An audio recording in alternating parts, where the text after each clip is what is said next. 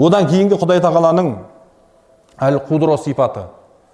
Инналлаха аля кулли шайин қадир. Аллах тағала бүкіл нәрсеге құдіреті жетеді. Енді бұл Қудро сипатына келген кезде бүкіл нәрсені ашықтауға болады. Біріншіден, Аллах тағала бұл дүниені құдіретіменен жаратты.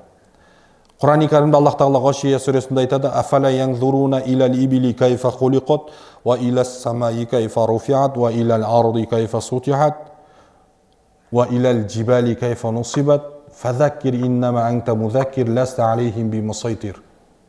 Қараңыз, олар қарамайды ма түйенің қалай жаратылғандығын дейді. Олар қаламайды ма аспанның қалай көтерілгендігін. Олар қарамайды ма жерге таудың қалай қазық болып қағылғандығын. Олар қарамайды ма жердің қалай төселгендігін дейді. Сонда осы аятқа тәпсіршілер айтады, Құдай тағала дейді, бірінші бастаған әңгімесі түйеден бастауы дейді, адамның өзінің мініп жүрген көлігінен бастады дейді. Ол ана жерге, тауға жол болсын дейді. Сонда түйенің өзін бізге паш етілмеген сырлары көп екен түйенің. Біз иелік қылып жүрген түйенің өзінің сырына жете алмай жатамыз. Ең жылыжын түйенікі, ең шөлге шыдайтын түйе, оның шұбаты адамзатқа ем, бүкіл денесіменен тұла бойында оның зерттелмеген заттары көп екен. 1986 жылы Россияда атомный ядерный оружие станциясы жарылған кезде, сол жерде радиация бүкіл нәрсеге өткенде түйеге өтпеген ғой. Содан неге деген сұрақ туындағанда, содан түйені тексереді, ешқандай бір артықшылық таппайды. Сосын соңында түйе не жейді деген нәрсеге келеді ғой. Сөйтсе түйе жантақ жейді екен. Ал жантақтың тамыры анау астына 20 шақты метр кіре береді екен, жердің астына. Сөйтсе радиацияны қабылдамайды екен ол. Басқа жәндіктер секілді. Басқа шөптер секілді радиацияны қабылдамайды. Ол жантақты жеген түйенің бойына радиация өтпейді екен, қараңыз. Сондықтан Құдай тағала ол түйені бекерден бекерге Құранда атап жатқан жоқ. Нақатулла, Алланың түйесі деген бар. Қараңыз. Сонда бірінші адамның өзінің түйені мініп жүрсе, содан бастап жатыр дейді Құдай тағала. Түйенің далада құмнан боран болған кезде көзін бір ашып жұмса, песоктан қорғайтын қабат пайда болады деген түйеді. Одан кейін дауыл біткен кезде қайтадан бір ашып жұмса, жаңа қабақ қайтып көтеріледі деген. Сыр, түйенің бойы тұнып тұрған сыр. Қараңыз. Ал енді одан кейінгі аятта айтып жатыр, аспанға қарамайды ма қалай көтерілгендігін дейді. Ана бір досым айтады, ана бір жерден көтеріліп тұрған тас бар екен ғой дейді. Бар. Соны барып көрмейміз дейді. Көрсең сен кім ұстап тұр? Бірақ мен одан да үлкен тасты көргем, көтеріліп тұрған. Қайдан көрдің дейді. Ай тұрған жоқ па, күн тұрған жоқ па, жер тұрған жоқ па? Миллиардтаған аспанда. Жердің бетіндегі песоктың түйірінен көп екен аспандағы планеталар. Қараңыз. Жердің бетіндегі песокты санай аламыз ба? Жер бетіндегі 7 миллиард халық жиналса да санай алмайды оны. Аспандағы жұлдыздардың саны содан көп. Күн жерден миллион есе үлкен жерден. Сонда күн дейді, кейбір планеталардың қасында күннен де миллион есе, миллиард есе үлкен планеталар бар екен. Күннің өзі міне қазір осы жерде отырмыз бәріміз, ауада шаңды көріп тұрған жоқпыз. Бүкіл мешіттің светін өшіріп, бір өткір фонарик жағатымызға ауада шаңды көреміз.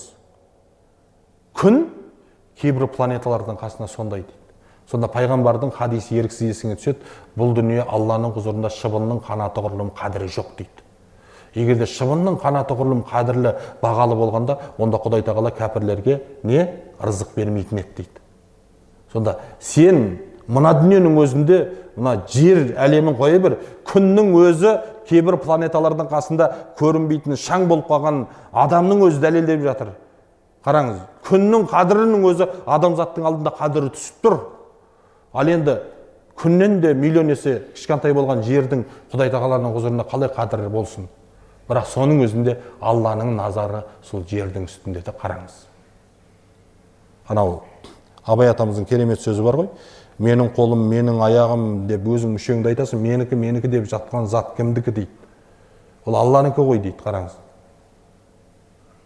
Сондықтан да Құран-ы Кәрімде Аллах тағала адамзаттың жаратылуы жөнінде былай деп айтады. Мудғы дейді. Адамзатпен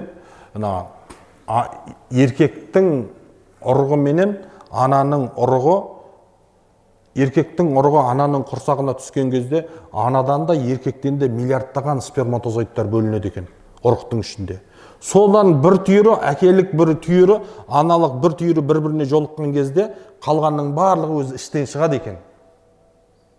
Деп айтып отырсам, жамағатта бір ақсақал айтып қояды, сол жолы болған сперматозоидтар біз екенбіз ғой осы жерде отырған дейді, миллиардтағанның ішінен бір-біріне жолыққандар біз екенбіз ғой дейді. Сол миллиардтаған сперматозоидтың ішінен бір-біріне жолыққан кезде сол қалғаны миллиардтаған істен жойылады, сөйтеді да сол бір кесек етке айналады. Құран кәрімде оны мұдға бір кесек ет деп айтқаны Құдай тағала. Одан кейінгі аятта айтады: сол бір кесек етті сүйекке айналдырдық та сүйектің сыртын етпенен қаптайдық дейді Құдай тағала. Құран кәрімде айтып жатыр. Одан кейін Құдай тағала мына дүниеге шығатындығымыз жөнінде былай дейді: Валлаху ахраджакум мин бутуни уммахатикум ла та'ламуна шай'ан ва жа'ала лакумус сам'a вал абсара вал афида ла'аллакум ташкурун. Аллах тағала сендерді аналарыңның құрсақтарынан ештеме білмеген халдерінде шығарды дейді. Бәріміз надан болып шықтық бұл дүниеге. Рызық беруші Құдай тағала іңга деп жылап келген кезінде жыламаған пендемді анамыздың екі төсін беріп қойды.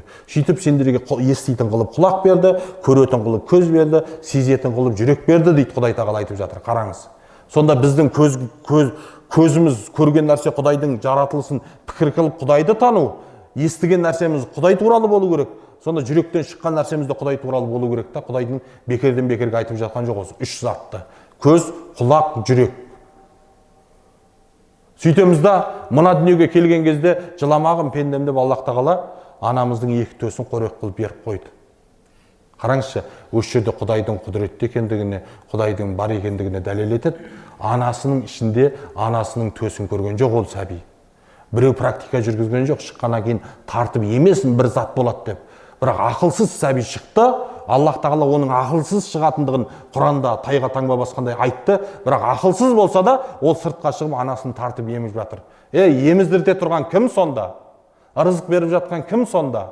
Құдай ғой. Қараңыз. Құдай ештеме көрмеген нәрсесін баланың фитратына үйретіп қойды. Ол шықты да тартып еме бастайды. Сөйтеді да ол есейген кезде сәби енді есейіп келе жатып емшектен шығатын уақытында аналарымыз айтып жатады: "Маған тіс шыға бастады, бірдеме жегізіп үйрету керек" дейді. Сонда саған мына дүниелік азықтар жеу үшін Құдай тағала тіс нығметін береді. Сол тіс нығметімен дүниеден өткенше сол Құдайдың беріп жатқан рызығын жеп өтесің дүниеден. Қараңыз. Тіс нығметі. Ананың ішінде қоректендірді, кіндігімен 9 ай 10 күн. Шыққаннан кейін екі төсімен қоректендірді. Екіншісі, үшінші дүниелік азықтарды тісіңменен дүниеден өткенше жеп өтесің.